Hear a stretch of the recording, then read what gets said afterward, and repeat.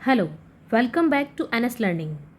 Never stop learning. दोस्तों, कुछ students की परेशानी को देखते हुए हम लेकर के आए हैं आपके लिए कंप्यूटर अनुदेशक का पूर्ण कोर्स, जो कि बिल्कुल वीडियोस इसकी फ्री ही रहेगी। और हमारा ध्येय है कि इसे 15 डेज़ में पूरा कंप्लीट करवा दिया जाए। अब यहाँ पर प्रॉब्लम स्टूडेंट्स को ये आ रही है कि समय कम बचा है लेकिन कोर्स काफ़ी वाइड है, उन्हें लग रहा है कि कंप्लीट नहीं हो रहा है। तो ऐसे में हम कम समय में आपके लिए बहुत ही इम्पोर्टेंट चीज़ें लेकर के आए हैं। यदि आप इन्हें पढ़ लेते हैं 15 डेज़ के कोर्स को, तो ऐसा समझ लीजिए कि आपका 90% पूरा कंप्लीट हो चुका है। तो आपके लिए बहुत अच्छी अपॉर्चुनिटी है कि 15 डेज़ में आप पूरा का पूरा कोर्स लगभग कंप्लीट कर पाएंगे। तो आज का हमारा जो टॉपिक है वो क्या रहेगा? Fundamentals of computers. Topic wise study आपको इसमें करवाई जाएगी, ठीक है।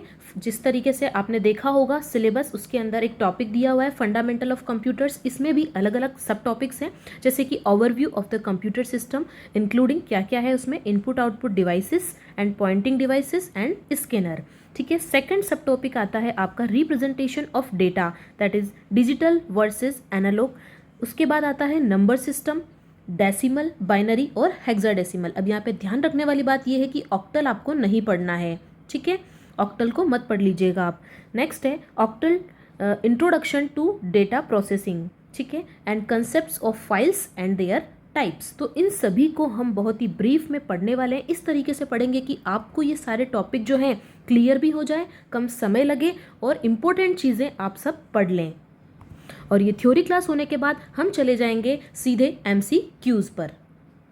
एंड इन नेक्स्ट वीडियो हम MCQs में सारे के सारे जो क्वेश्चन हैं, जो भी प्रीवियस ईयर्स में आए हुए हैं या फिर जो भी आ सकते हैं, एक्सपेक्टेड क्वेश्चन है, सारे के सारे मोस्ट इंपॉर्टेंट क्वेश्चन ही होंगे। तो चलिए शुरू करते हैं। देखिए, सबसे पहले मैं आपको बता देती हूँ जो कंप्यूटर इंस्ट्रक्टर का सिलेबस है उसमें ये देखिए 3rd नंबर का टॉपिक है फंडामेंटल्स ऑफ कंप्यूटर। सबसे पहले ये इसीलिए पढ़ाया जा रहा है क्योंकि ये सबसे बेसिक टॉपिक होता है कंप्यूटर का, यहीं से चीज़ें शुरू होती हैं। दैट्स वाई हम यहाँ से स्टार्ट करेंगे एंड देन 1 बाय 1 सारे टॉपिक्स जो है 15 डेज़ में कवर कर लिए जाएंगे। एक बार पूरी क्लास जरूर देखें, आपको बहुत ही बेनिफिट होने वाला है। ओके, जैसा कि हम डिस्कस कर चुके हैं, ये तीनों टॉपिक्स जो हैं हम यहाँ पर कंप्लीट कर लेंगे। So now come on overview of the computer system. सबसे पहले टाइप्स देख लेते हैं। जो कंप्यूटर हैं, अगर हम उनके साइज़ के अकॉर्डिंग देखें, ठीक है, तो वो 3 प्रकार के होते हैं। डेस्कटॉप होते हैं जो जनरली कहाँ पे यूज़ में आते हैं? घरों में, पर्सनल यूज़ के लिए।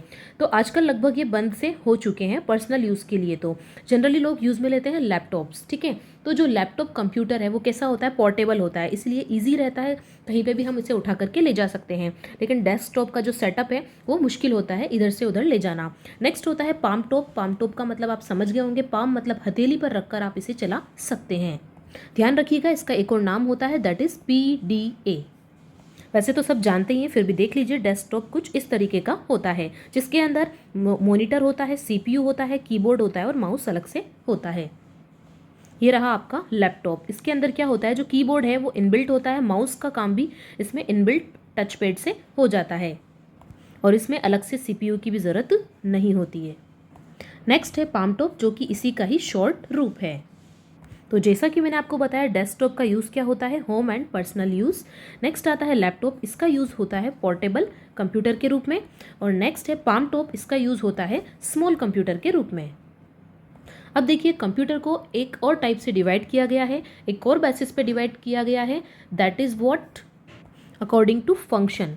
कंप्यूटर के जो फंक्शन होते हैं, किस टाइप के फंक्शन जो है कंप्यूटर करता है, उसके अकॉर्डिंग कंप्यूटर को अगेन 3 टाइप्स में डिवाइड किया गया है, that is analogue, digital and hybrid.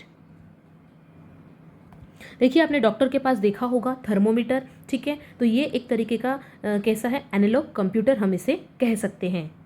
यहाँ पे क्या होता है? जैसे जैसे टेम्परेचर वेरी होता है थर्मोमीटर में, उसी अकॉर्डिंगली जो मरकरी है वो भी वहाँ पर मूव करती हैं। तो ये होता है एनालॉग, जिसमें हमें डायरेक्टली कोई जो है डिजिट्स नहीं मिलती है, लेकिन हम उसे देखते हैं वहाँ पर अकॉर्डिंग टू, वहाँ पे इस तरीके से लाइंस होती है, वहाँ से हम उसे मेज़र करते हैं स्केल से।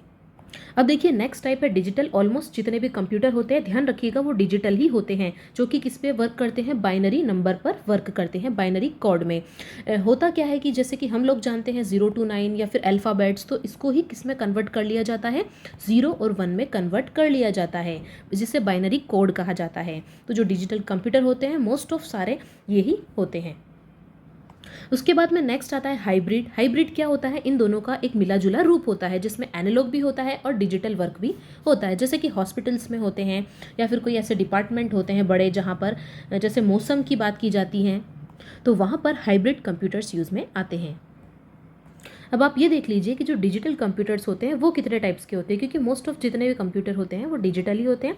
ठीक है, तो micro, mini, man frame and super computer. तो जल्दी से इनका एक बार ओवरव्यू देख लेते हैं। देखिए सबसे पहले जो माइक्रो होता है उसकी मेमोरी हाई होती है, लेकिन जो मिनी होता है उसकी मेमोरी उससे भी ज़्यादा होती है, और मैन फ्रेम की देन उससे भी ज़्यादा, और सुपर कंप्यूटर की तो बहुत ही सुप्रीम हाई होती है। नेक्स्ट इसका यूज़ देखेंगे तो जो माइक्रो कंप्यूटर का यूज़ है वो होम और ऑफिस में किया जाता है। मिनी कंप्यूटर जैसे सर्वर होते हैं जिसमें 100 के लगभग यूज़र्स काम करते हैं, वहाँ पर क्या होता है, मिनी कंप्यूटर यूज़ में लिया जाता है। मेन फ्रेम में जो सर्वर है उसी में काम में लिया जाता है, और थाउजेंड्स ऑफ यूज़र्स यहाँ पर होते हैं। सुपर कंप्यूटर में जो कॉम्प्लेक्स एप्लीकेशंस होती हैं उसमें सुपर कंप्यूटर काम में लिए जाते हैं। जैसे कि क्या हो सकता है, जैसे कि साइंटिफिक रिसर्च होते हैं, वेदर फोरकास्टिंग होती है ना, मौसम का जो अनुमान लगाया जाता है। तो इस तरीके की कॉम्प्लिकेटेड बड़ी बड़ी जो चीज़ें होती हैं वहाँ पर सुपर कंप्यूटर्स यूज़ में आते हैं। तो इंडिया का जो पहला सुपर कंप्यूटर था परम 10,000। ठीक है, परम नाम तो आप सबने सुना ही होगा बिल्कुल। तो ये कहाँ पर डेवलप किया गया था, ये सीडेक में डेवलप किया गया था, और सीडेक कहाँ है, ये है पुणे में। ठीक है, और कब किया गया था ये भी आप लोग को पता होना चाहिए। तो 1998 में ये डेवलप किया गया था। अगला टॉपिक है हमारा 5 basic operations of a computer. देखिए कंप्यूटर किस प्रकार से परफॉर्म करता है। सबसे पहले वो क्या करता है, डेटा इनपुट लेता है। ठीक है, एक्सेप्ट करता है डेटा को उसे क्या कहा जाता है, इनपुट कहा जाता है। देन उसकी क्या होती है, प्रोसेसिंग होती है। तो यहाँ पर एक प्रोसेस ऑपरेशन होता है। Then outputting the information. ठीक है, आउटपुट से क्या होता है, जो इन्फॉर्मेशन होता है जो दी जाती है उसकी प्रोसेस होती है। ठीक है, फिर उसकी जो इन्फॉर्मेशन दी जाती है वो होती है आउटपुट के रूप में। ओके, सबसे पहले यहाँ से रो डेटा दिया जाता है तो इसे कहा जाता है इनपुट। ओके, नेक्स्ट इसके ऊपर प्रोसेसिंग होती है, और प्रोसेस होने के बाद जो इन्फॉर्मेशन हमें मिलती है वो आती है आउटपुट के रूप में। उसके बाद जो इन्फॉर्मेशन होती है वो स्टोरेज की जाती है। ठीक है, वो जो डेटा होता है, जो इन्फॉर्मेशन होती है, स्टोरेज ऑफ दिस डेटा ये चीज़ होती है यहाँ पर। मीन्स जो डेटा हम इनपुट करेंगे उसके लिए भी एक जगह चाहिएगी, और जो आउटपुट दिया जाएगा उसके लिए भी जगह चाहिए होगी। तो ये स्टोरेज बहुत ही इंपॉर्टेंट हो जाता है यहाँ पर। और नेक्स्ट एक फाइनल प्रोसेस होती है, दैट इज़ प्रोसेस कंट्रोल। ठीक है, कंट्रोलिंग की प्रोसेस भी यहाँ पर होती है। प्रोसेस कंट्रोल करना भी एक तरीके का यहाँ पर क्या होता है, ऑपरेशन होता है। तो ध्यान रखिएगा ये क्वेश्चन जो है एग्जाम में कई बार पूछा गया है कि होता क्या है, step by step input, process, output, storage and process control, ये 5 बेसिक ऑपरेशन इसके होते हैं कंप्यूटर के। So input raw data, process operation of data, output result of process data, storage that is storage and process control. Next topic है हमारा overview of the computer. देखिए ये जो पेरिफेरल डिवाइसेस है ये एग्जाम में पूछा गया है कि ये क्या होता है।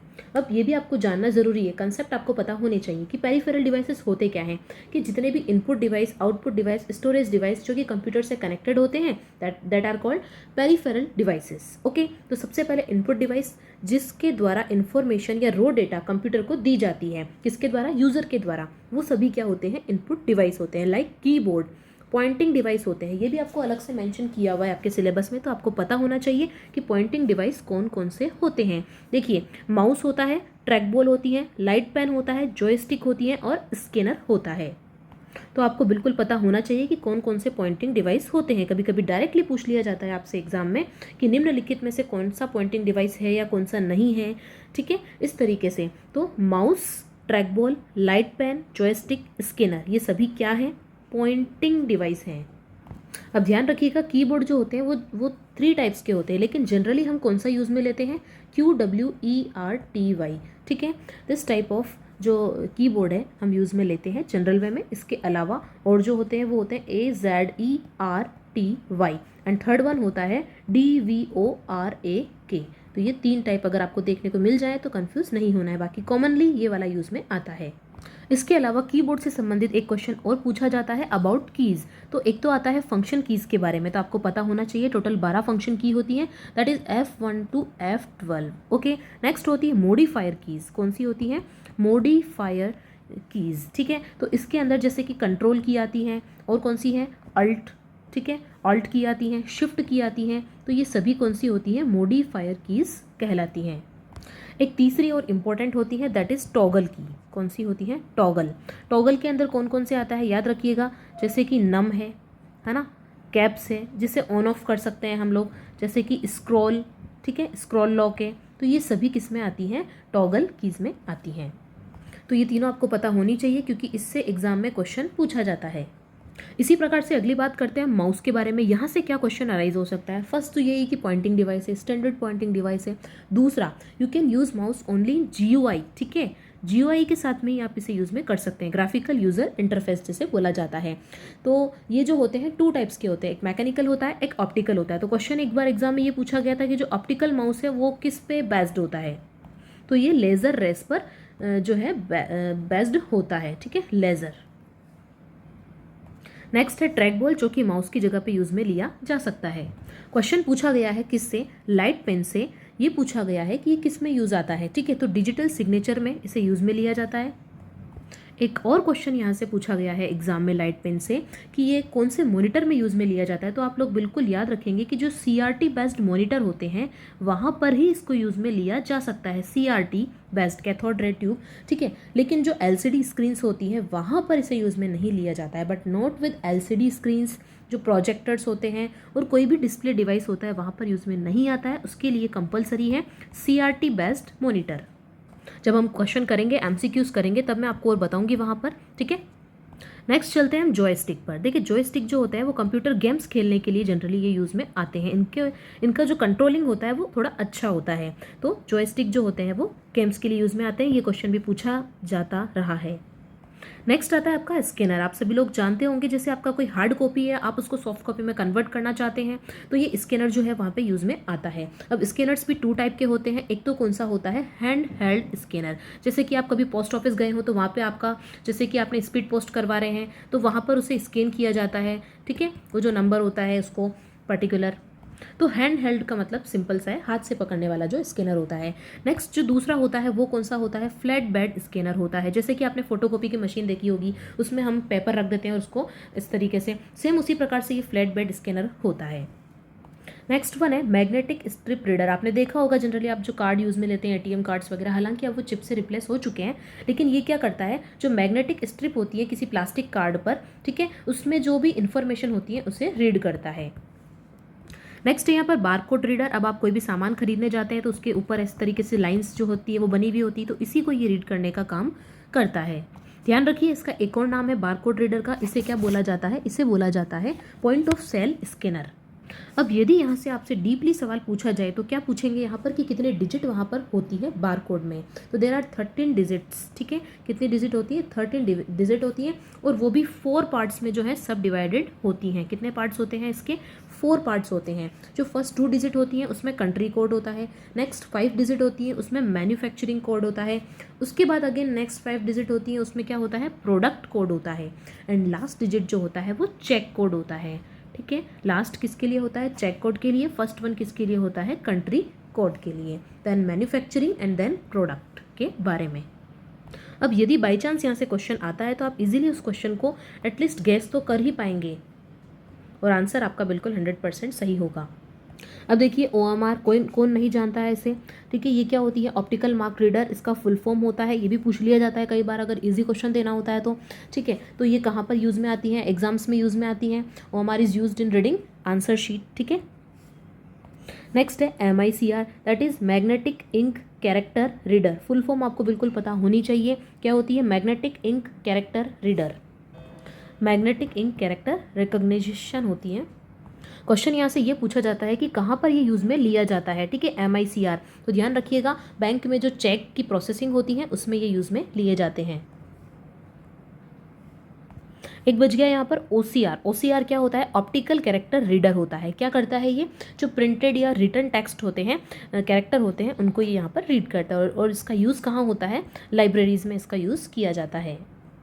तो देखिए आपके सिलेबस में IO डिवाइसेस जो है वो अलग से इनपुट आउटपुट डिवाइस दे रखा है, तो हमें इनको भी पढ़ना अच्छे से ज़रूरी हो जाता है। नेक्स्ट हम आते हैं आउटपुट डिवाइस पर। मॉनिटर आप सभी जानते हैं, जो कि मेनली आप कंप्यूटर के रूप में जानते हैं, उसे स्क्रीन होती है वहाँ पर, ठीक है। अच्छा, इसका जो एग्जाम में है वो क्या पूछा जाता है कि जो मॉनिटर है उसका अदर नेम क्या है? तो इसका जो अनदर नेम है वो है विजुअल डिस्प्ले यूनिट। कई बार इसे शॉर्ट फॉर्म में दे दिया जाता है, जैसे कि VDU। तो VDU भी क्या होता है? मॉनिटर ही होता है। वीडियो में और दूसरी चीज़ क्या होती है, जैसे ये मॉनिटर होता है उसी प्रकार से जो प्रोजेक्टर है वो भी क्या होता है? विजुअल डिस्प्ले यूनिट ही होती हैं, ठीक है। प्रोजेक्टर से भी क्या होता है? डिस्प्ले ही होता है। दैट्स वाई प्रोजेक्टर और मॉनिटर दोनों ही क्या होते हैं? वीडियो के ही पार्ट होते हैं। अब हम देखते हैं कि जो मॉनिटर होते हैं वो कितने प्रकार के होते हैं।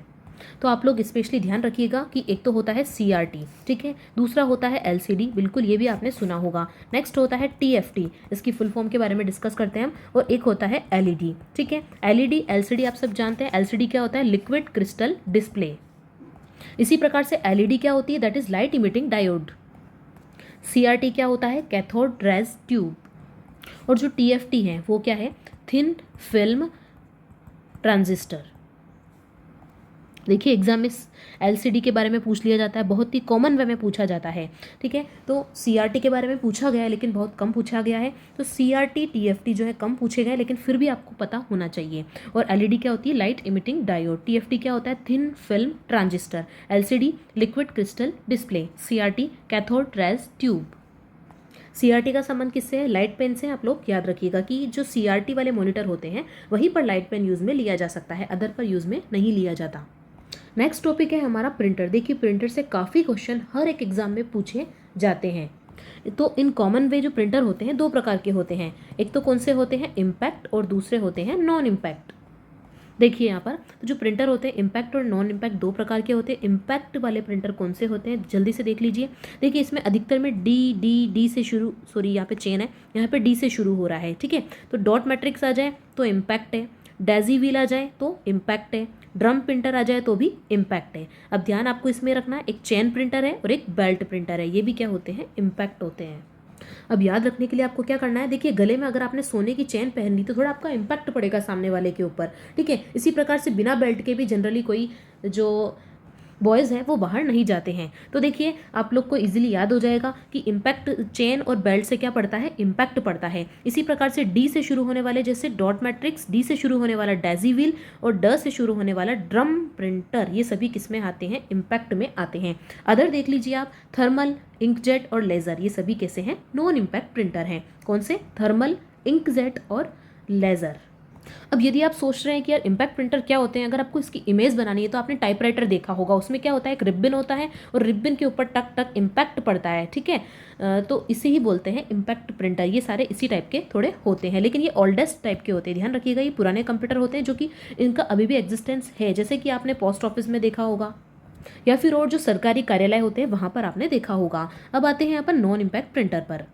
इनके अंदर क्या होता है? ऐसा कुछ स्ट्राइकिंग नहीं होता है, कोई इम्पैक्ट नहीं होता है। इसके अंदर सिर्फ क्या होता है? एक स्प्रेड टोनर पाउडर होता है। आपने देखा होगा कि मार्केट में एक टोनर मिलता है, ठीक है, उसे इसके अंदर फिट कर दिया जाता है प्रिंटर के अंदर। तो ये जो टोनर पाउडर होता है उसी के थ्रू ये वर्क करते हैं। तो प्रिंटर क्या करते हैं? प्रिंट करने का काम करते हैं एक पेपर पर। अब आप पूछेंगे कि और यहाँ से क्या क्वेश्चन आ सकता है एग्जाम में, तो ध्यान रखिएगा कि जो रिजोल्यूशन ऑफ प्रिंटर होता है, प्रिंटर का रिजोल्यूशन होता है, वो किस में मेज़र किया जाता है? तो आप लोग याद रखिएगा DPI में मेज़र किया जाता है। एंड DPI की फुल फॉर्म होती क्या है? दैट इज़ डॉट्स पर इंच। ये बहुत बार एग्जाम में पूछा गया क्वेश्चन है, डॉट्स पर इंच। चलिए एक क्वेश्चन है यहाँ पर कि पेज प्रिंटर और लाइन प्रिंटर, तो ये जो लेज़र है इन दोनों में से कौन सा है? पेज है कि लाइन प्रिंटर है? ये तो ध्यान रखिएगा, ये जो लेज़र प्रिंटर है वो एक पेज प्रिंटर होता है। कौन सा होता है? पेज प्रिंटर होता है। और जो इंकजेट प्रिंटर है वो किसका एग्जाम्पल है? लाइन प्रिंटर का। किसका है? लाइन प्रिंटर का।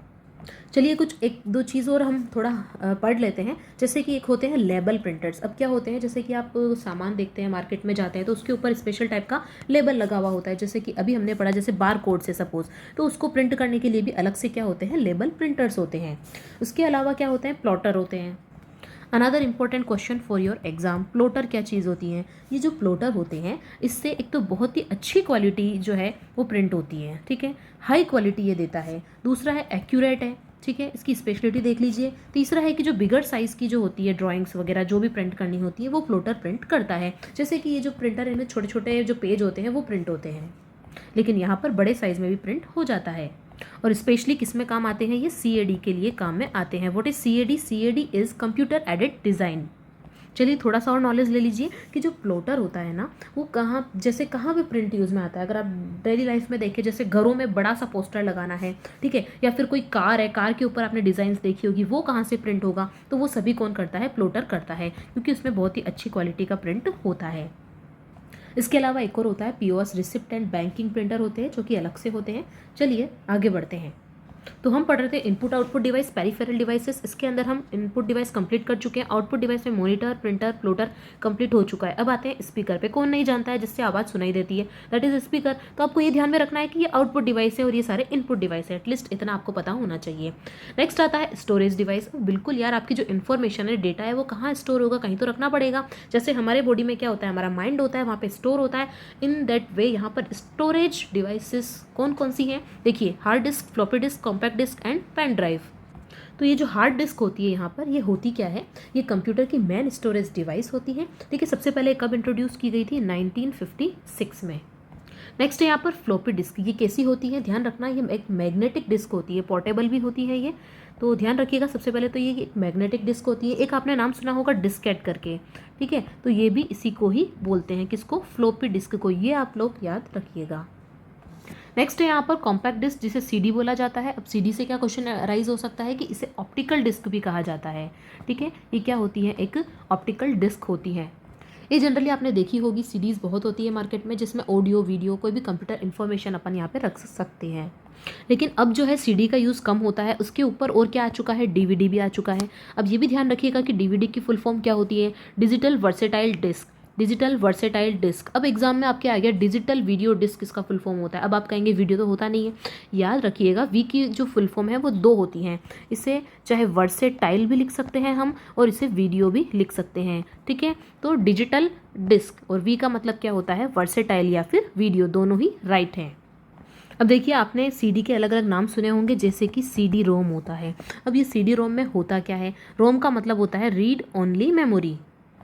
तो ये जो वेरिएशन होता है वो किस प्रकार का होता है? WORM, ठीक है। इसमें क्या होता है? राइट वंस रीड मैनी, ठीक है। एक बार तो इसमें राइट होगा, लेकिन आप कई बार रीड इसे कर सकते हैं, ठीक है। तो राइट वंस रीड मैनी। इसी प्रकार से आपने सुना होगा CDR। अब इसका फुल फॉर्म देख लीजिए क्या होता है? CD recordable. क्या होता है ये? Recordable, okay. ये इसी के CD के वेरिएशन है सारे। इसी के अलावा क्या होता है? एक CDRW आता है। एग्जाम में पूछे गए हैं, इसलिए मैं आपको बता रही हूँ, एग्जाम में आ सकता है, आपको क्लियर होना चाहिए व्हाट इज दिस, ठीक है। तो RW का मतलब है रीराइटेबल। RW का क्या मतलब है? रीराइटेबल, ठीक है। कैन बी री रिकॉर्डेड, इसे फिर से रिकॉर्ड किया जा सकता है, ठीक है। नेक्स्ट होता है पेन ड्राइव। आप सभी जानते हैं, पोर्टेबल डिवाइस होता है ये, मेमोरी स्टोर करने के लिए। अभी हम पढ़ रहे थे डिस्क के बारे में, तो देखिए एक और यहाँ से एक जुड़ा हुआ टॉपिक है, डिस्क एक्सेस टाइम, जो कि एग्जाम में भी पूछा हुआ है, इसलिए इस पर डिस्कस करना ज़रूरी है। तो डिस्क एक्सेस टाइम जो होता है जनरली, एक तो होता है सीक टाइम, ठीक है, एक होता है लेटेंसी टाइम, आपने सुना होगा। अब ये होता क्या है? तो देखिए, जो सीक टाइम होता है उसमें क्या होता है? जो हेड होता है उसे क्या आना पड़ता है? स्पेसिफिक ट्रैक पर आना पड़ता है। तो उस स्पेसिफिक ट्रैक पर आने के लिए जो टाइम लिया जाता है उसे ही बोलते हैं सीक टाइम। इसी प्रकार से ये लेटेंसी टाइम क्या होता है? ये जो लेटेंसी टाइम होता है ये सेक्टर द्वारा लिया गया समय होता है। किसके द्वारा? सेक्टर। अब जो सेक्टर है उसे कहाँ पहुँचना होता है? जो भी हेड है, ठीक है, उसके नीचे पहुँचने के लिए सेक्टर को लिया गया जो टाइम होता है, सेक्टर द्वारा लिया गया जो समय होता है, उसे लेटेंसी टाइम कहते हैं। चलिए इसको थोड़ा डायग्राम से समझते हैं, ठीक है। देखिए, सपोज ये अपना क्या है? डिस्क है। यहाँ पे क्या बने हुए हैं? अलग अलग ट्रैक्स बने हुए हैं, और यहाँ पर ये क्या है? हेड है, ठीक है। ये ट्रैक 1 है, 2 है, 3 है, ऐसे भी समझ लीजिए आप। ये अपना रीड राइट हेड है, ठीक है। अब इस हेड को एक पोजीशन लेने के लिए, सपोज ये अभी यहाँ पर है और इसे थर्ड वाले किस पे जाना है? ट्रैक पर जाना है। तो यहाँ पर इसको पोजीशन लेने में जितना समय लगेगा उसे क्या बोला जाता है? इसे सीक टाइम बोला जाता है। इसी प्रकार से एक लेटेंसी टाइम के अंदर क्या होता है, देखिए लेटेंसी टाइम में अगेन हम इस तरीके से पहले अलग अलग ट्रैक्स बना लेते हैं। ये डिस्क बन गई सपोज, अब इसमें क्या होंगे, ये अलग अलग सेक्टर हो गया है। सपोज ये सेक्टर 1 है, ठीक है, ये कौन सा है, सेक्टर नंबर 2 है, ये कौन सा है, सेक्टर नंबर 3, और ये कौन सा है, सेक्टर नंबर 4। ओके, अब जो हमारा रीड राइट हेड है वो इस पोजीशन पर है। अब इस सेक्टर जो है, सपोज 4 सेक्टर को यहाँ पर आना है, कहाँ पर आना है, इस रीड राइट हेड के नीचे, ठीक है। तो इसको यहाँ तक आने में जो समय लगेगा, ओके, ये रिक्वायर्ड है हमारा, तो इसको यहाँ तक आने में जो समय लगेगा दैट इज लेटेंसी टाइम। इसे क्या बोला जाता है, लेटेंसी टाइम बोला जाता है। अब एक इम्पॉर्टेंट टॉपिक और पढ़ लेते हैं जिससे जनरली जो है एग्जाम में क्वेश्चन पूछे जाते हैं। तो हम बात कर रहे हैं यहाँ पर किसकी, जनरेशन ऑफ कंप्यूटर्स की। किसकी, जनरेशन ऑफ कंप्यूटर्स। तो देखिए सबसे पहले फर्स्ट जनरेशन की बात करते हैं। कब स्टार्ट होती है ये, 1940 से 58 के बीच में है। ओके, इसमें कौन सा जो है यूज़ में लिया जाता है, तो एज अ बेसिक कंपोनेंट यहाँ पर यूज़ में लिया गया था वैक्यूम ट्यूब, ठीक है। अब हम आते हैं सेकंड पर, ये इसलिए डिस्कस कर रहे हैं क्योंकि इसके बारे में एग्जाम में काफ़ी बार पूछा जाता है, ठीक है। अब जब 58 ख़त्म हो गया है तो अब हम बात कर रहे हैं 1959 से 64 तक। ओके, 1959 से 64 तक सेकंड जनरेशन आती है। यहाँ पर यूज़ में लिए गए थे ट्रांजिस्टर्स। क्या यूज़ में लिए गए, ट्रांजिस्टर्स। नेक्स्ट आता है हमारा थर्ड जनरेशन। इसके अंदर हम चलेंगे 1965 से लेकर के 1970 तक, ठीक है, ऑलमोस्ट 5 ईयर्स तक ये चला था। तो इसके अंदर यूज़ में आया था आईसी। ये एग्जाम में क्वेश्चन पूछा जाता है कि आईसी जो है कौन से जनरेशन से स्टार्ट हो गई थी, इंटीग्रेटेड सर्किट इसे बोलते हैं। तो ये थर्ड जनरेशन से शुरू हुई थी, transistor second, vacuum tube first. Next आता है फोर्थ जनरेशन, ठीक है। तो फोर्थ जनरेशन का यूज़ जो है करंटली चल ही रहा है, आप ऐसे मान सकते हैं। तो 1971 से प्रेजेंट टाइम तक जो चल रहा है वो फोर्थ जनरेशन के अंदर हम यूज़ में लेते हैं। जैसे कि LSI है, LSI is large scale integration, इसी के अंदर आप ले सकते हैं VLSI, ठीक है, इसी का ही सुधरा हुआ रूप है LSI, VLSI। इसी प्रकार से ULSI, U का मतलब होता है ultra, okay, ultra large scale, और I फॉर इंटीग्रेशन। तो ये सभी किस में आते हैं, फोर्थ जनरेशन में आते हैं, ये भी आपको पता होना चाहिए। LSI, VLSI, ULSI सभी के सभी फोर्थ जनरेशन के कंपोनेंट हैं, ठीक है। नेक्स्ट आता है फिफ्थ जनरेशन। अब ये जो फिफ्थ जनरेशन है वो भी आज की ही जनरेशन है, बिल्कुल है, लेकिन स्टिल अंडर डेवलपमेंट फेज है। अभी इसका जो डेवलपमेंट है वो चल रहा है, ये पूर्ण रूप से डेवलप नहीं हुई है। तो आपको क्या करना है, मेनली इन चारों के बारे में पता होना चाहिए, इसी से क्वेश्चन आते हैं। फर्स्ट में वैक्यूम ट्यूब, सेकंड में ट्रांजिस्टर, थर्ड में आईसी, एंड फोर्थ में LSI, VLSI, ULSI। आईसी का मतलब होता है इंटीग्रेटेड चिप। अब हम एक नया टॉपिक स्टार्ट करते हैं, दैट इज़ हार्डवेयर। अब ये हार्डवेयर क्या होते हैं, हार्डवेयर क्या होता है, कंप्यूटर के कंपोनेंट ही होते हैं जो कि फिजिकल कंपोनेंट होते हैं। ओके, जैसे कि कैश है, मदरबोर्ड है, रैम रोम है, हार्ड डिस्क है, ये सभी क्या होते हैं, हार्डवेयर के अंदर ही आते हैं। माउस है। तो कंप्यूटर सिस्टम जो होता है दो प्रकार का होता है, एक उसमें हार्डवेयर होता है, एक उसमें सॉफ्टवेयर होता है, ठीक है। तो मेनली हार्डवेयर को 3 पार्ट्स में डिवाइड किया गया है, तो आप लोग ध्यान में रखिएगा। एक होता है CPU, एक होता है हमारी मेमोरी यूनिट, और तीसरा होता है पेरिफेरल्स, जो भी डिवाइसेस होते हैं बाकी के वो सभी हार्डवेयर में आते हैं। CPU क्या होता है, सेंट्रल प्रोसेसिंग यूनिट होता है, सब लोग जानते हैं, और इसे क्या बोलते हैं, ब्रेन ऑफ कंप्यूटर। तो चलिए एक नज़र अगर अपन CPU पर डालते हैं कि CPU में कैसे क्या होता है, तो देखिए इसके अंदर एक तो होते हैं रजिस्टर्स, ठीक है, दूसरे होते हैं ALU that is arithmetic logic unit, ये भी आपको पता होना चाहिए, और तीसरा होता है CU that is control unit, ठीक है। CU से कौन कनेक्टेड होते हैं, जो इनपुट डिवाइसेस होते हैं, ओके, इनपुट यूनिट होती हैं, और दूसरी चीज़ क्या होती है, आउटपुट यूनिट होती हैं, ठीक है। तो ये आपस में एक दूसरे से क्या रहते हैं, कनेक्टेड रहते हैं। नेक्स्ट इनसे और क्या चीज़ कनेक्टेड होती है, बिल्कुल मेमोरी कहाँ जाएगी, वो भी यहीं पर होती है। तो एक होती है प्राइमरी मेमोरी, ठीक है, और दूसरी होती है सेकेंडरी स्टोरेज।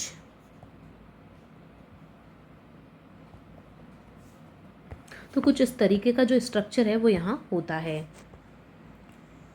इस तरीके से। तो रजिस्टर, ALU, CU क्या होता है, कंट्रोल यूनिट, ALU क्या होता है, अरिथमेटिक लॉजिक यूनिट, ये होता है इनपुट, यहाँ से डेटा आउटपुट, यहाँ से जो इन्फॉर्मेशन बाहर जाती है, और यहाँ पर प्राइमरी मेमोरी है, और यहाँ पर क्या है, सेकेंडरी स्टोरेज है।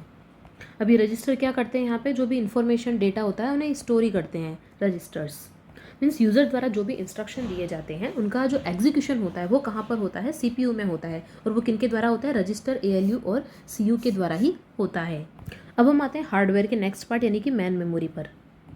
तो चलिए समझते हैं इसे। सबसे पहले ये दो टाइप्स में जो है डिवाइडेड है। कौन कौन सी होती है? एक होती है प्राइमरी मेमोरी और दूसरी होती है सेकेंडरी मेमोरी। ठीक है, प्राइमरी में ज़्यादा इम्पोर्टेंट है। क्यों? क्योंकि इसमें आता है रैम और रोम। ठीक है, रैम और रोम दोनों ही प्राइमरी मेमोरी है। ठीक है, रैम भी अगेन डिवाइडेड होती है। किसमें? एक तो होता है स्टैटिक रैम और दूसरा कौन सा होता है? Dynamic RAM. ठीक है, स्टैटिक एंड डायनेमिक रैम दो टाइप्स की होती है ये। और जो रोम होता है वो तीन तरह का होता है। कौन कौन सा? एक तो होता है पी रोम, प्रोग्रामेबल। ठीक है, दूसरा होता है ई पी रोम और तीसरा होता है EEPROM।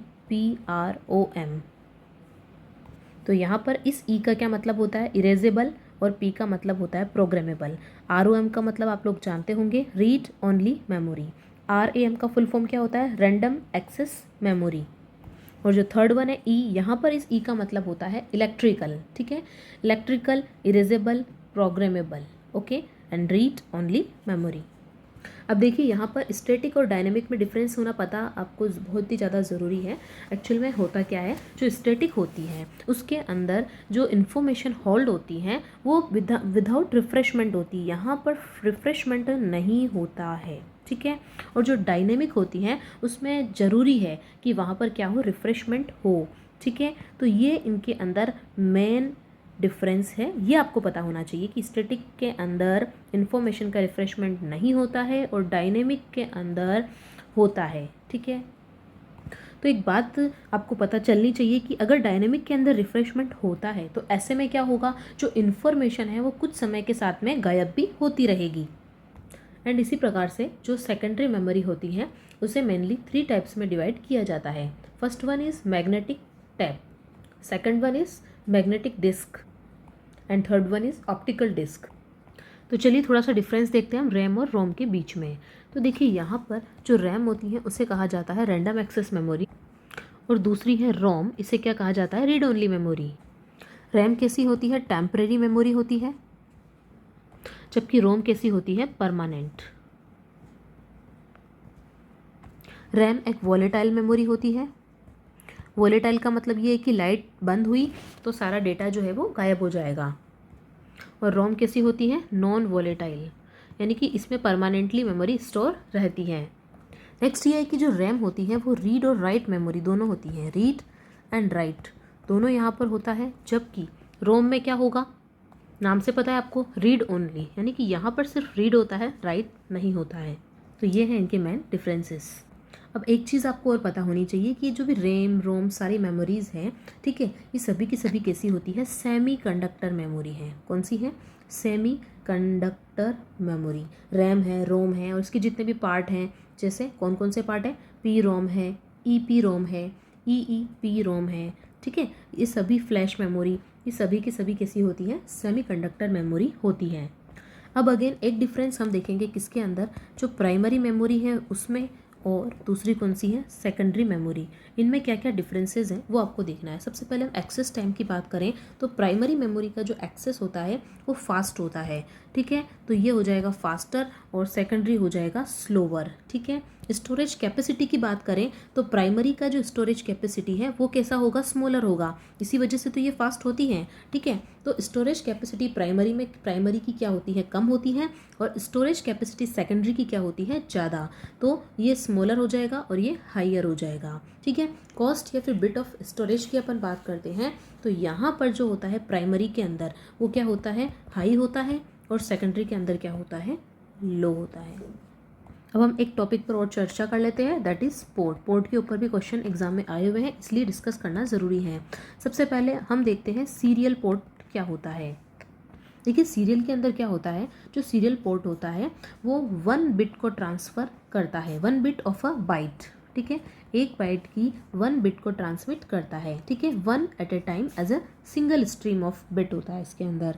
दूसरा, इसके अंदर जो स्लो डेटा होता है वो स्लो डेटा को ट्रांसमिट किया जाता है। ठीक है, और कहाँ पर? लॉन्ग डिस्टेंसेस के लिए, slow data over long distances, जैसे कि मॉडेम वगैरह होते हैं। दूसरा, सीरियल की तरह दूसरा पोर्ट होता है पैरेलल पोर्ट। तो इसमें आपको याद रखना है जिस प्रकार से सीरियल में 1 बिट होता है उसी प्रकार पैरेलल में क्या होता है, 8 बिट होता है। ये एग्जाम में क्वेश्चन पूछा जा चुका है। 8 bit of bite of data in parallel, ठीक है। इसमें सीरियल सिंगल मोड में जाएगा, ठीक है, और इसमें कैसे जाएगा, पैरेलल जाएगा। एंड इसमें जो होता है स्लो डेटा होता है, तो यहाँ पे कौन सा हो जाएगा, ध्यान रखिएगा, फास्ट डेटा, ठीक है। Fast data over short distance, यहाँ पर डिस्टेंस कैसी थी, लॉन्ग डिस्टेंस थी, और पैरेलल में कैसी होती हैं, शॉर्ट डिस्टेंस होती हैं। शॉर्ट डिस्टेंस में क्या हो जाएगा, जैसे कि प्रिंटर होता है, फॉर एन एग्जांपल पैरेलल में क्या होगा, जैसे कि प्रिंटर है, मॉनिटर है, प्रोजेक्टर है, ये जो डिवाइसेस होते हैं ये पैरेलल वे में ही, पैरेलल पोर्ट में ही कनेक्ट होते हैं। उसके बाद में एक पोर्ट होता है SCSI पोर्ट, SCSI पोर्ट। तो S का मतलब होता है स्मॉल, C का मतलब होता है कंप्यूटर, S का मतलब होता है सिस्टम, एंड I का मतलब होता है इंटरफेस।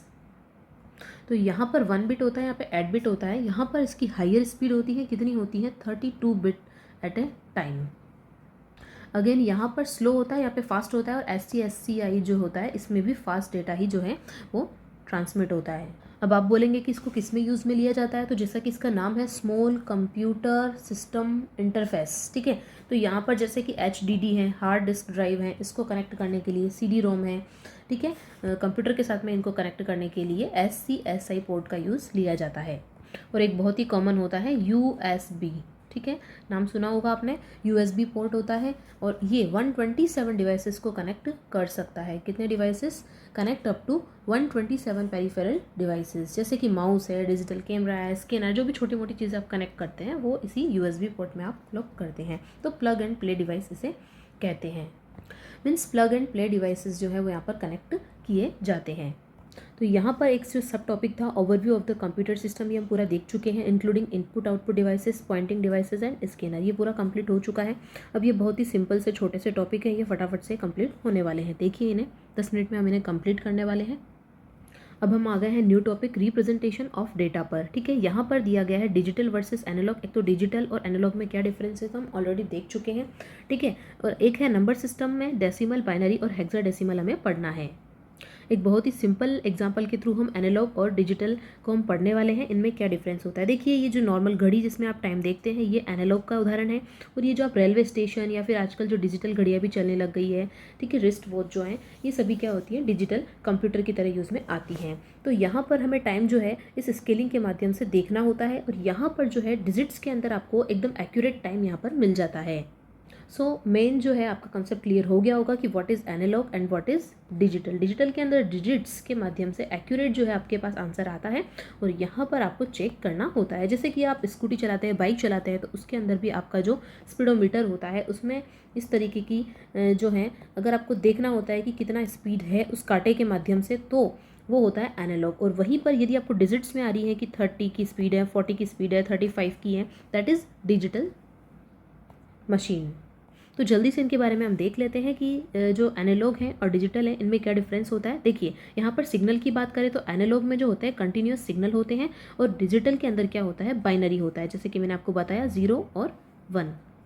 बात करें एक्यूरेसी की, तो यहाँ पर एक्यूरेसी क्या होती है, कम, और यहाँ पर क्या होती है, ज़्यादा होती है। स्पीड की बात करें तो इसकी स्पीड कम होगी, तो इसकी स्पीड ऑब्वियसली ज़्यादा होगी। डाटा ट्रांसमिशन की बात करें तो यहाँ पर उच्च क्वालिटी का डेटा जो है ट्रांसमिशन परफॉर्म नहीं होता है, जबकि यहाँ पर होता है। और यहाँ पर एक्सेस टाइम जो है 1 सेकंड लगता है, और यहाँ पर क्या होता है, सेकंड का कुछ पार्ट होता है। दैन इंटीग्रेशन मेथड की बात करें तो ये कंटिन्यूस होता है और ये न्यूमेरिकल होता है। अब हम आ गए हैं नंबर सिस्टम पर, जो कि बाइनरी, डेसिमल और हेक्साडेसिमल, 3 तरह का हमें यहाँ पर पढ़ना है, ठीक है।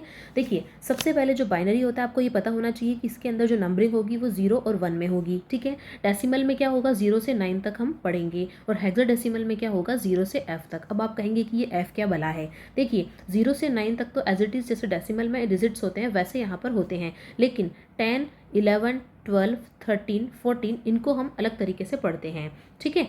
इनको हम कैसे पढ़ते हैं, अलग तरीके से पढ़ते हैं। हम इसे 10, 11, 12 ना बोल करके इसे बोलते हैं A, B, C, D, E and F, okay. A, B, C, D, E, F। तो A को, A means 10, B means 11, C मतलब 12, D मतलब 13, E मतलब 14 एंड F मतलब क्या हो जाएगा, 15। तो यहाँ पर F को आपको मन में ऐसे रखना है कि ये क्या है, 15 है।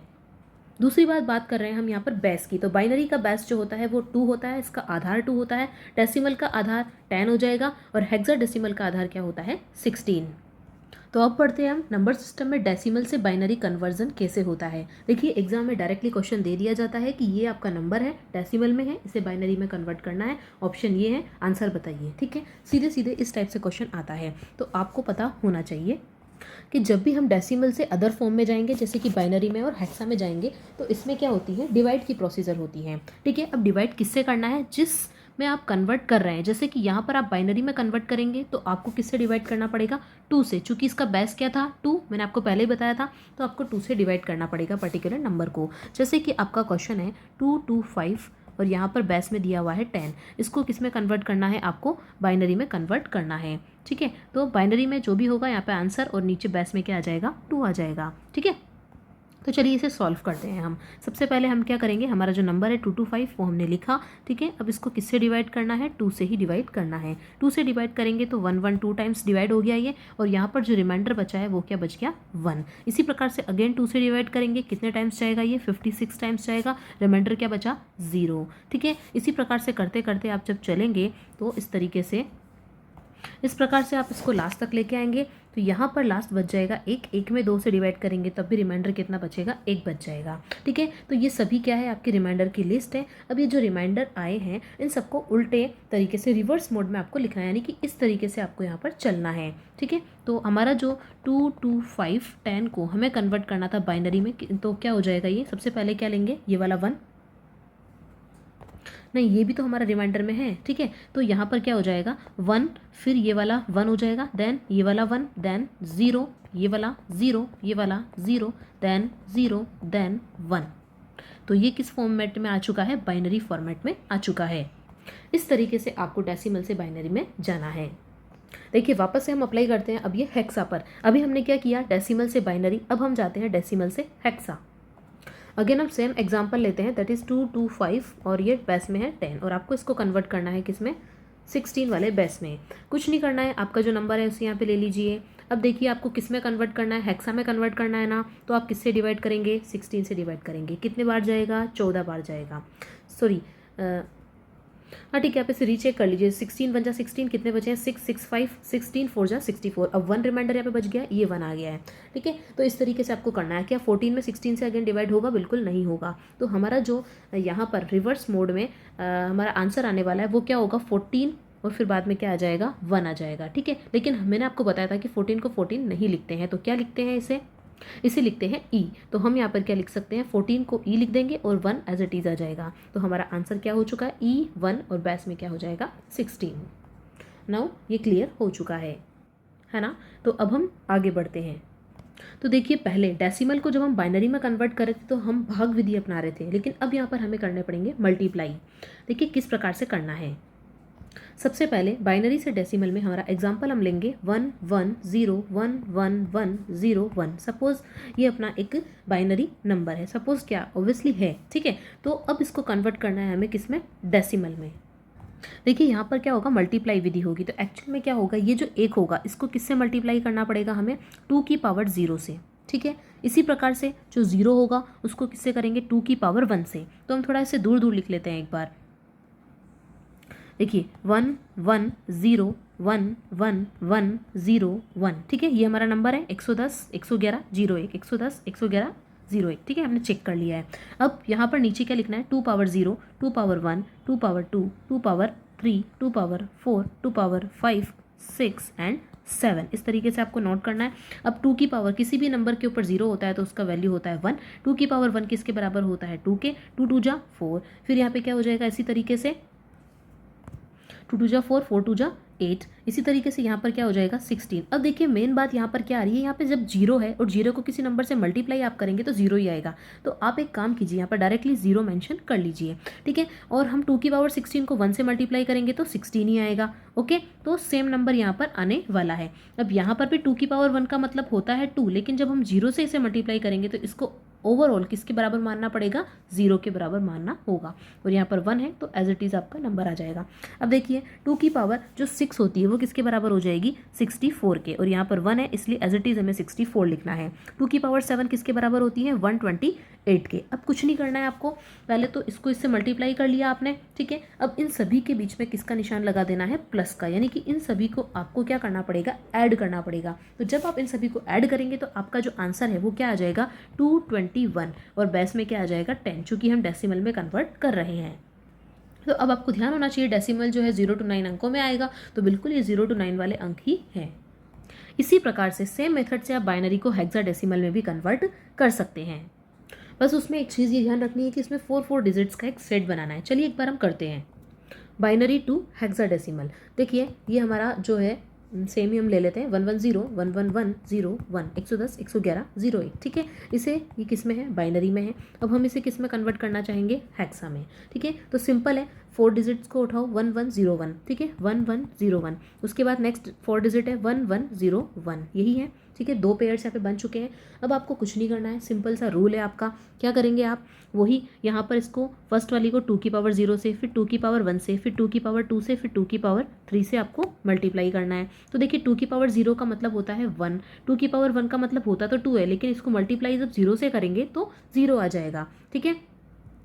तो यहाँ पर क्या हो रहा है, 1 फिर 0, फिर यहाँ पे क्या हो जाएगा, 2 2 ज़ा 4, यहाँ पे क्या हो जाएगा, 8 हो जाएगा, ठीक है। और इन सबको ओवरऑल क्या करना है, प्लस करना है। तो 8 और 4 12, 12 और 1 क्या हो जाएंगे, ये 13 हो जाएंगे, ठीक है। इसी प्रकार से इन दिस वे, जब हम इसको 2 की पावर 0 से, इसको 1 से, इसको 2 से, इसको 3 से मल्टीप्लाई करेंगे तो सेम ही आंसर यहाँ पर आ जाएंगे 13, क्योंकि देखिए बिल्कुल सेम है, 1101 1101, तो यहाँ पे 13 है, तो यहाँ पर भी क्या आ जाएगा, 13 आ जाएगा। लेकिन अब आप जानते हैं कि क्या 13 को हेक्सा में 13 लिखा जाता है, नो, ठीक है। तो देखिए 13 13 ये अपना आंसर आ रहा है, लेकिन इसे हम 13 13 ना लिख करके क्या लिख देंगे, D16, ठीक है। मैंने आपको बताया था कि A का क्या मतलब होता है 10, B का मतलब क्या होता है 11, C का क्या मतलब होता है 12, D का क्या मतलब होता है 13। दैट्स वाई यहाँ पर 13 13 को हमने क्या लिख दिया, D16। तो मेन बात आपको क्या ध्यान में रखनी थी यहाँ पर बाइनरी से हेक्सा में, कि इसमें 4 का एक पेयर होगा, 4 डिजिट्स का एक पेयर होगा, और हम किस साइड से चल रहे हैं, इधर से राइट से लेफ्ट की तरफ। नेक्स्ट अब हम देखेंगे हेक्साडेसिमल को बाइनरी में किस तरीके से कन्वर्ट करना है। देखिए यहाँ पे आपके लिए एक एग्जांपल है 2AD और इसका बेस है 16, किस में कन्वर्ट करेंगे आप इसे, बाइनरी में। अब देखिए इस तरीके की चीज़ों में आपको क्या करना पड़ेगा, आपको ये पता होना चाहिए कि 2 की पावर 0 1 2 एंड 3 ये हमने लिया है। अब आपको ये पता होना चाहिए कि 1 2 3 4 5 6 जो भी है एंड सो ऑन, इसको किस प्रकार से बाइनरी में लिखा जाता है। तो देखिए 2 पावर 0 किसके बराबर होता है, 1 के। 2 पावर 1 किसके बराबर होता है, 2 के, ठीक है। 2 पावर 2 किसके बराबर होता है, 4 के। और 2 पावर 3 8, ठीक है। ये आपको पता है 1 2 4 8। अब आपको 1 बनाना है, तो जहाँ पर आपको 1 बनाना है वहाँ पे आपको 1 लिखना होगा। तो 1 सिर्फ यहीं से बन जाएगा, तो हम क्या करेंगे, इसके नीचे 1 लिखेंगे, बाकी के 3 जगह पे हम 0 डाल देंगे। फिर हमें 2 बनाना है, तो देखिए यहाँ पर ये 2 है कि नहीं है, तो यहाँ पर तो हम लिख देंगे 1, बाकी की जगह पे हम डाल देंगे 0। तो ये 2 को इस तरीके से इस फॉर्म में लिखा जाता है 4 डिजिट्स में। अब हम 3 बनाना है, 3 कैसे बनाएंगे, ये 2 और ये 1 मिलके कितने हो जाएंगे 3, तो यहाँ पर हमें 1 और 1 लिखना है और बाकी जगह पे हमें 0 लिखना है।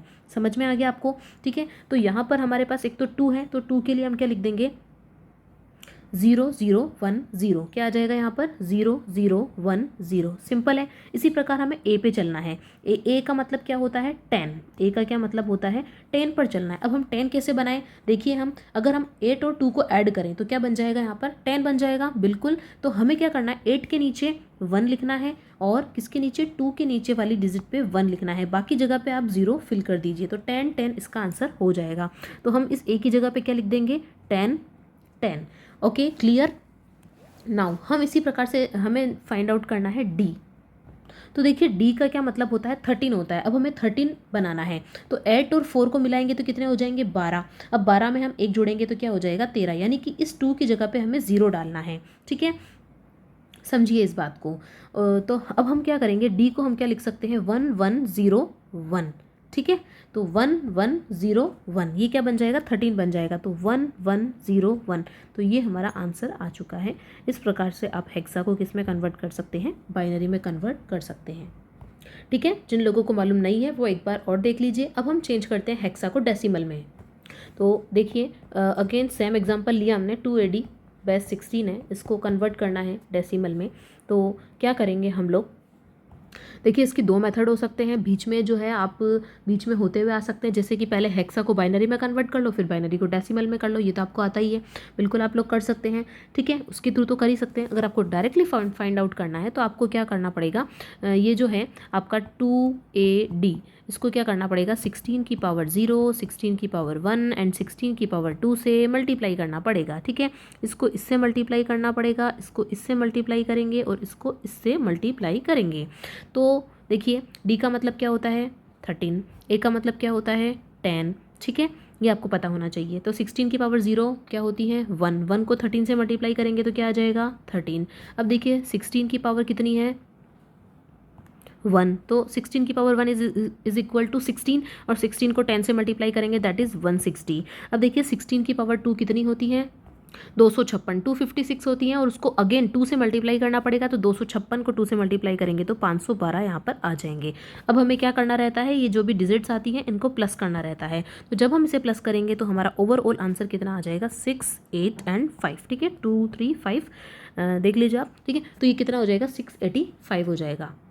सो यही हमारा आंसर है 685, क्योंकि जो डेसिमल होता है वो 0 to 9 की डिजिट्स में होता है और बिल्कुल ये इस डिजिट्स में आ चुका है। तो आप इसमें मीडिएटर वाला मेथड भी ले सकते थे, जो आपको क्या करना था 16 को पहले बाइनरी में कन्वर्ट करना था, फिर बाइनरी को किस में कन्वर्ट कर लेते आप डेसिमल में भी कन्वर्ट कर, इस तरीके से भी आप कर सकते हैं। और ये डायरेक्ट इसका मेथड है अगर आप 16 से 10 पर जाना चाहते हैं। तो ये फिनिश होता है हमारा नंबर सिस्टम। अब यदि आपको ये समझ में आ चुका है तो इससे संबंधित MCQs करने की आपको और ज़रूरत नहीं है, लेकिन आप लोग प्रैक्टिस जरूर कर लीजिए। अब हम आते हैं डेटा प्रोसेसिंग टॉपिक पर। देखिए डेटा प्रोसेसिंग क्या होता है, डेटा को अच्छे प्रेजेंटेशन के साथ, पूरी जानकारी के साथ और बेहतरीन ढंग से रखा जाना क्या कहलाता है, डेटा प्रोसेसिंग कहलाता है। तो डेटा प्रोसेसिंग में कंप्यूटर डेटा को किस में परिवर्तित करता है, सूचना में परिवर्तित करता है। वही जो प्रोसेस हम देख चुके हैं, इनपुट से प्रोसेस के बाद में क्या होता है आउटपुट, स्टोरेज, वो सभी। तो ये प्रोसेसिंग के अंदर क्या होता है, जो रो डेटा होता है उसको इन्फॉर्मेशन में कन्वर्ट कर दिया जाता है ड्यूरिंग प्रोसेसिंग। अब हम आ गए हैं कहाँ पर, concept of file and their types पर। सबसे पहली है यहाँ पर मास्टर फाइल्स। देखिए सबसे पहले मैं आपको बता देती हूँ कि फाइल्स क्या चीज़ होती है। एक्चुअल में जो फाइल होती हैं वो कलेक्शन ऑफ रिकॉर्ड्स होती हैं, यानी कि किसी भी चीज़ का रिकॉर्ड आप कर रहे हैं, उसका जो कलेक्शन है वही क्या है, फाइल है। इसको 3 सब पार्ट में डिवाइड किया गया है, मेन टाइप्स में डिवाइड किया गया है। तो सबसे पहले आता है इसमें मास्टर फाइल। अब ये मास्टर फाइल में होता क्या है कि जो भी परमानेंट डेटा होता है वो यहीं पर रखा जाता है। तो जो भी डेटा की प्रोसेसिंग होती है, जो सिस्टम होता है, उस समय पे जो परमानेंट डेटा होता है वो कहाँ स्टोर किया जाता है, मास्टर फाइल में। उसके बाद इसे अप टू डेट भी किया जाता है, किसके द्वारा, जो भी न्यू डेटा जो ट्रांजेक्शन फाइल से इसे मिलता है उसके द्वारा इसे क्या कर दिया जाता है, अपडेट किया जाता है। नेक्स्ट फाइल देखते हैं हम, ये कौन सी वाली है, नेक्स्ट आती है ट्रांजेक्शन फाइल्स। अब इसका क्या काम होता है, ये क्या करती है, जो मास्टर फाइल होती है उसे अप टू डेट रखने का काम करती हैं। तो यहाँ पर ध्यान रखिएगा, जो डेटा है वो क्या होता रहता है, चेंज होता रहता है। एग्जाम में पूछा हुआ क्वेश्चन है कि कौन सी फाइल्स है जिसमें जो डेटा है वो चेंज होता रहता है, तो ये होती है ट्रांजेक्शन फाइल्स। नेक्स्ट टाइप है अपना, ये है रेफरेंस और लुकअप फाइल्स। तो यहाँ पर कौन सा डेटा होता है, ऐसा डेटा यहाँ पर होता है जिसे लुकअप की ज़रूरत होती है। कब, जब मास्टर फाइल की प्रोसेसिंग हो रही होती है, उस समय पर देखभाल के लिए, रेफरेंस के लिए लुकअप फाइल्स जो है वो यहाँ पर होती हैं। चलिए एक लास्ट और देख लीजिए, फाइल ऑर्गेनाइजेशन।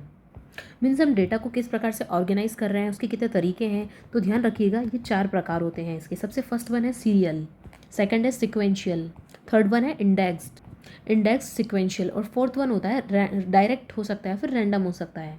तो देखिए यहाँ पर आपका जो ये फंडामेंटल्स ऑफ कंप्यूटर है उसे हमने 1 घंटे के अंदर अंदर जो है पूरा ख़त्म कर दिया है, मतलब 1 आवर भी पूरा आपको नहीं लगा है।